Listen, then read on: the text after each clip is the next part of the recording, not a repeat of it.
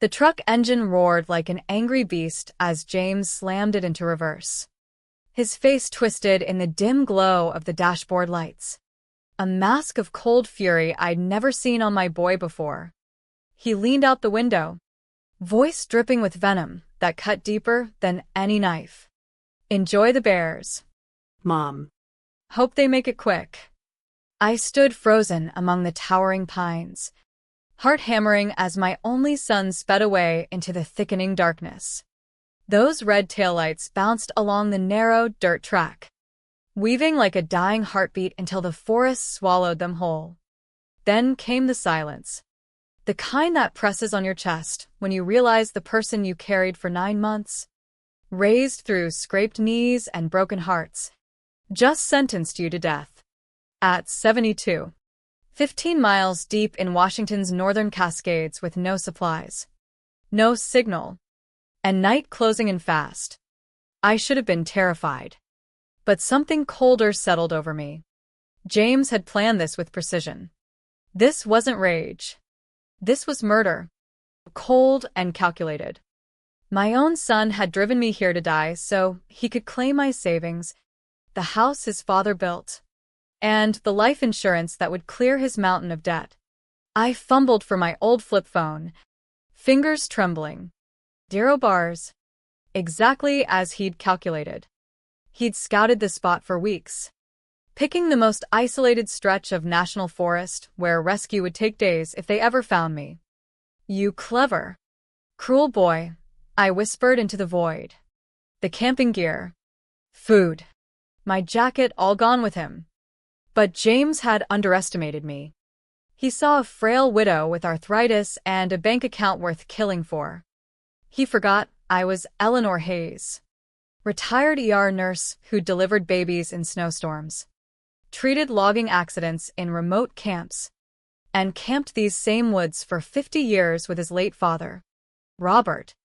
I started walking after the truck, boots crunching dead needles, knees screaming. The pain was familiar, old friend from decades on my feet in scrubs. I ignored it.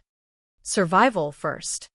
James's troubles had spilled out in our kitchen 3 days earlier, but the signs were there longer. His divorce from Lisa draining him dry, the house in foreclosure, credit cards maxed. Worse were the loan sharks calling at all hours, threatening to break his legs or worse. That Tuesday morning, I'd packed sandwiches with hope in my heart. James had sounded desperate on the phone. "Mom, I need us to talk. Really talk. Just you and me. Like old times at the old family spot up in the Cascades." My heart softened. Since Robert died 5 years ago, James had pulled away. This trip felt like a bridge back. But when he arrived, he looked wrecked, bloodshot eyes, shaking hands, whiskey on his breath at 9 a.m.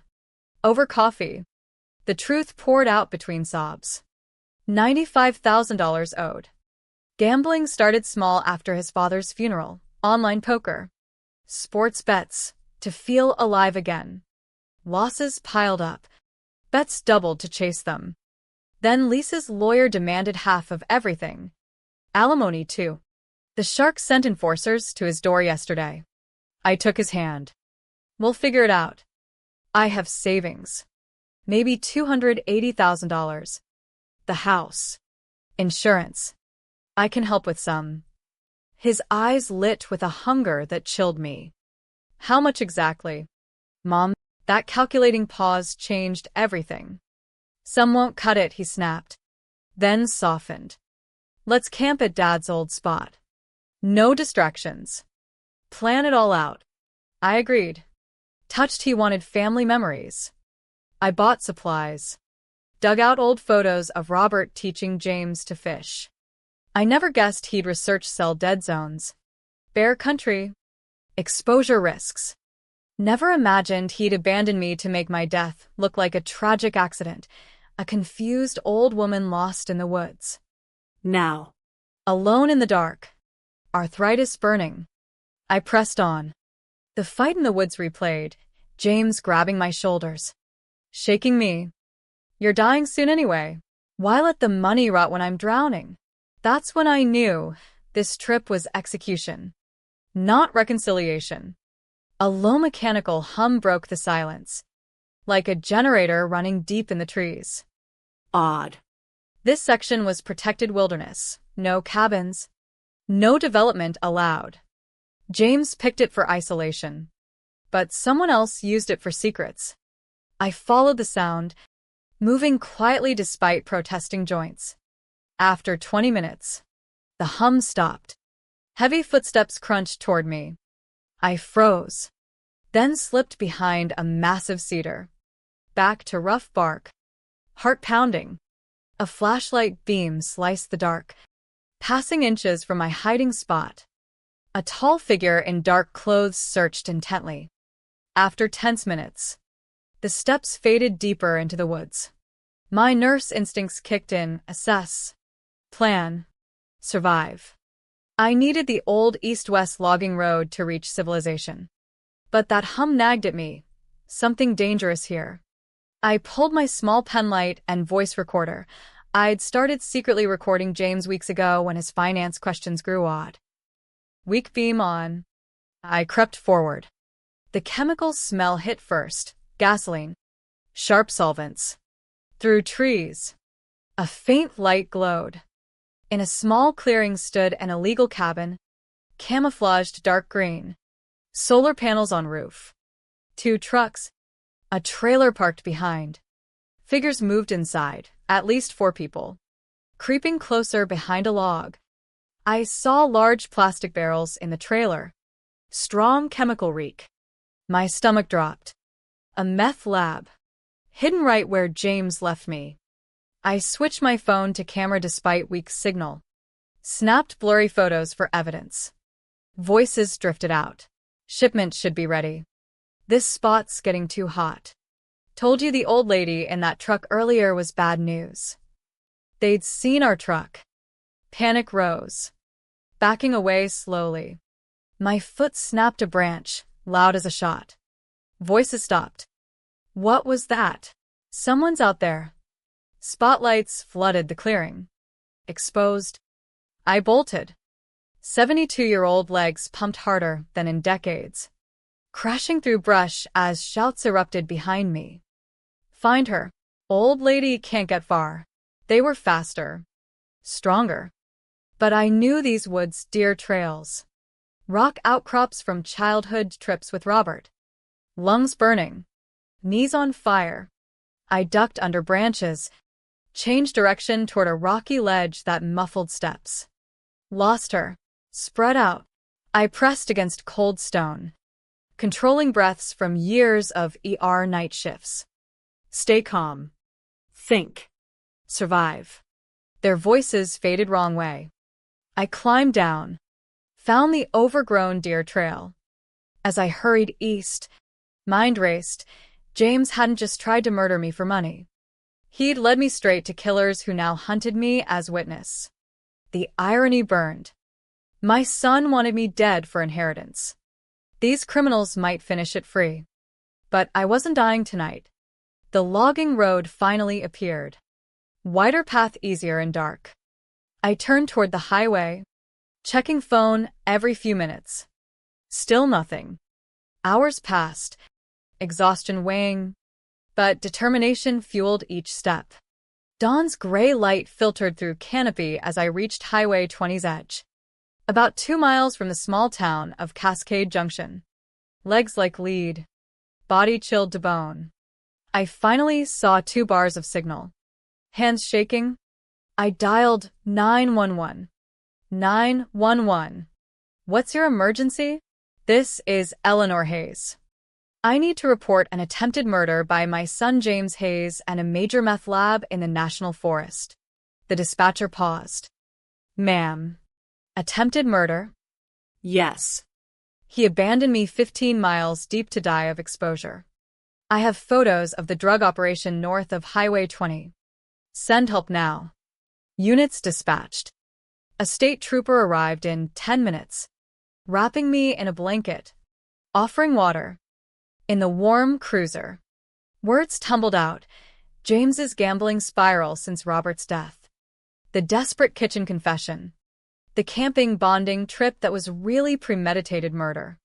Officer Ramirez listened gravely. You're certain he meant to kill you? Family fights get heated. I've been an ER nurse 40 years. Officer. I know rage from calculation. He researched dead zones. Left all supplies. Said I'd die soon anyway. I have voice recordings of our arguments. I showed the blurry meth lab photos. His face hardened. DEA will want this. For suspects. Vehicles. Barrels, classic setup. They've operated undetected 2 years probably. We drove toward my home in nearby Maple Grove. Ramirez radioed backup for my address and DEA alert. Pulling into my driveway. James's truck sat out front.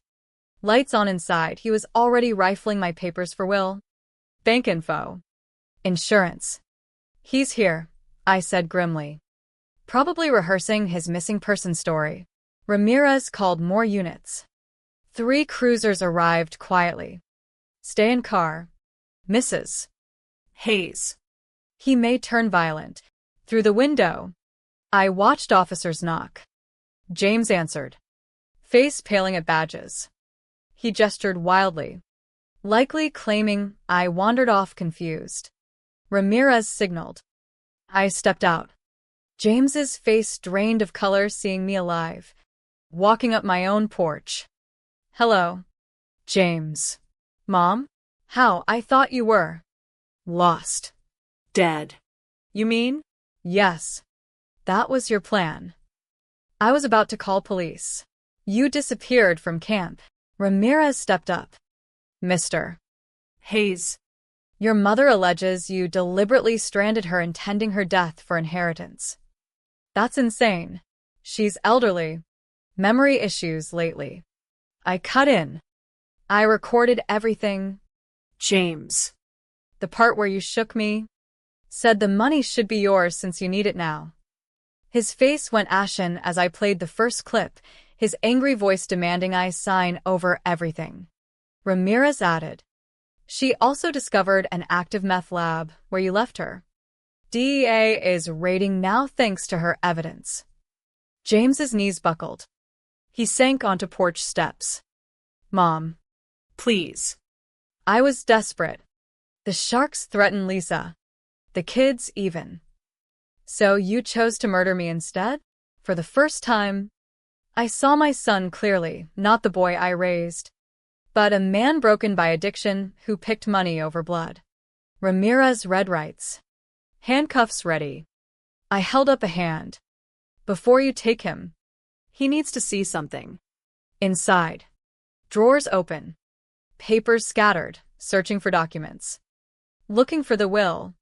James? Insurance policies? He couldn't meet my eyes. I played more recordings, the cold calculation right before he drove away. Sorry, Mom. but I have no choice. Your death will mean something. Ramirez's jaw tightened. Clear premeditation. How did you record? James whispered. I've suspected for weeks. Secret recording started after your odd questions about my health and finances. A mother senses when her son plots against her. Tears filled his eyes. I was scared. They said they'd hurt the family. I thought it'd be quick. No suffering. You drove me into wilderness to die alone. Then came here to loot my life. I pulled the manila envelope. I changed my will last month. You're no longer beneficiary. Everything goes to the local hospital and wilderness conservation, places that help, not harm. Shock and horror twisted his face. My debts. They'll kill me. Your choices. James. Ramirez cuffed him. As they led him away, I felt a strange peace settle in my home for the first time in months. No more late calls from creditors. No more tiptoeing around his crises. The arrest happened swiftly that night. James sat defeated on my porch. Head bowed. Orange jumpsuit future already written in his slumped shoulders. I watched from the doorway as cruisers pulled away. lights flashing against the quiet suburban street. 6 months later, the courtroom in Seattle felt heavy with judgment. James stood in his jumpsuit, gaunt and graying. Nothing like the vibrant son who'd once laughed with his father by mountain streams. The judge's voice rang stern. "James Hayes, you planned with malice to murder your 72-year-old mother for financial gain. Abandoning her in remote wilderness to die of exposure or wildlife attack is among the most heinous betrayals this court has seen, particularly given her trust and age. 15 years for attempted murder and fraud." James glanced at me one last time before guards led him away. I saw regret, but also lingering resentment, as if even now, part of him blamed me for his ruin. Detective Ramirez, promoted after the meth ring bust, walked me to my car afterward. "How are you, Eleanor?" "Better than expected, Maria." Truly, the raid my evidence enabled netted for convictions. My photos and testimony were pivotal. DEA credited me with stopping millions in meth distribution. "Something good from Nightmare. You have incredible observational skills and wilderness knowledge," Ramirez said. "Ever consider volunteering with Search and Rescue?" I laughed softly. "At my age is just a number. You survived a night that would kill most 30-year-olds. Uncovered a criminal enterprise. Testified against your own son. That's rare strength." Driving home to my quiet house, her words lingered. "I donated James's things to charity after arrest. Papers organized. No more scattered reminders of betrayal." The space felt lighter. Mine again. Letters arrived steadily, thanks from families spared meth's reach. Stories from other elders finding courage to report abusive relatives. One from a woman named Helen whose grandson stole her meds. "Your story showed me protecting myself matters more than protecting those who hurt us." I added it to the pile, made tea, and sat at the kitchen table reflecting. Robert's photo smiled from the shelf. He'd be proud of my survival, my choices. The phone rang, neighbor Mrs. Alvarez inviting me to dinner with ladies' group at the new Italian place downtown. I accepted warmly. Old fears of creditors faded. Later, in bedroom, I pulled camping gear from closet, sleeping bag from Girl Scout days, boots worn from countless hikes with Robert and young James. Detective was right. I wasn't finished. Next morning, I called Ramirez to volunteer for search and rescue training. James tried ending my story in those dark woods. Instead, he sparked a new chapter, one of purpose. Helping lost souls in the forest, he meant as my grave. Weeks into volunteer training, my body adapted surprisingly well. Arthritis still protested long hikes, but the forests welcomed me back like an old friend. Trainees half my age marveled at my navigation, plant knowledge from nursing years treating foragers, ability to read terrain for lost persons. The meth lab case closed fully.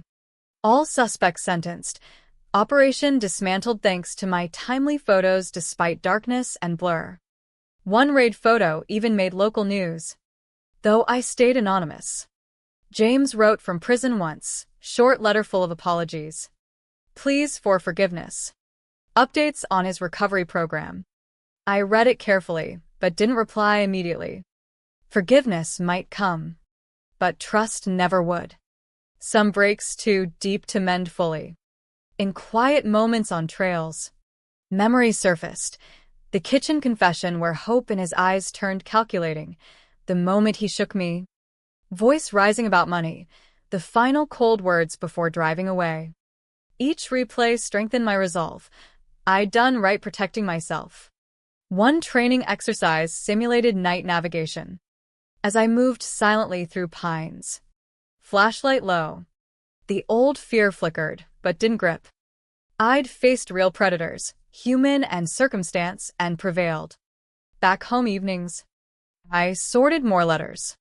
A man in his 80s wrote how my courage inspired reporting his daughter's financial abuse. Another widow shared surviving her son's manipulation. Each story echoed my own. Family bonds weaponized for gain. The hard choice to prioritize self-preservation. I framed a few, placed them where morning light hit. Reminders that my survival rippled outward. The search and rescue coordinator called one afternoon. Eleanor. We have a missing hiker report. Elderly man with dementia wandered from trail near your old camping area. Your local knowledge could help coordinate. I joined the team without hesitation. Hours later, we found him disoriented but alive, sheltered under an overhang I'd remembered from childhood. His grateful family hugged me, tears flowing. In that moment, James's betrayal faded against this purpose. Evenings brought reflection over tea. Had I enabled James by offering help too late? Could honesty earlier have changed his path? The questions haunted, but didn't paralyze. I'd offered. He'd chosen violence. 6 months post-sentencing marked a quiet milestone. No more dread of knocks at door. House sold partially, downsized to cozy condo closer to town. Proceeds funding conservation charity alongside, well, provisions. Ramirez visited occasionally, sharing updates. The loan sharks targeting James were under investigation separately. My testimony helped indirectly. One crisp autumn day, volunteering solo on familiar trail, I paused at Overlook where Robert and I once picnicked with toddler James. The view of endless green stirred peace. Life's fragility hit anew, how quickly trust shatters. Yet strength rebuilds. A faint hum in distance, no. Just wind through trees. Old ghosts laid to rest. Full year later, autumn leaves painted the Cascades gold and crimson. I led a small search training group, sharing stories of real rescues, including my own unspoken night. Students listened rapt as I described using landmarks, controlling panic, turning knowledge into lifeline. Survival isn't just physical, I told them. It's mental. Knowing your worth, even when family forgets it. After session, a young woman approached. Your story, the one in papers last year about the mother who survived her son's plot, that was you? I nodded modestly. News had broken details eventually, though I'd avoided spotlight. It gave me courage to set boundaries with my own father. Thank you. Moments like these healed old wounds. James's parole hearing loomed distant. I received notice, but declined victim statement. He'd served time fully. My focus stayed forward. Home. I reviewed a new letter batch. More survivors finding voice. One particularly moved me, a father whose adult son attempted similar abandonment over inheritance. Your example showed me reporting saves lives, mine, and potentially his soul. I replied personally, encouraging professional help alongside justice. Evenings now included dinner with Alvarez's group or solo hikes. Camping gear saw regular use, short trips rebuilding confidence.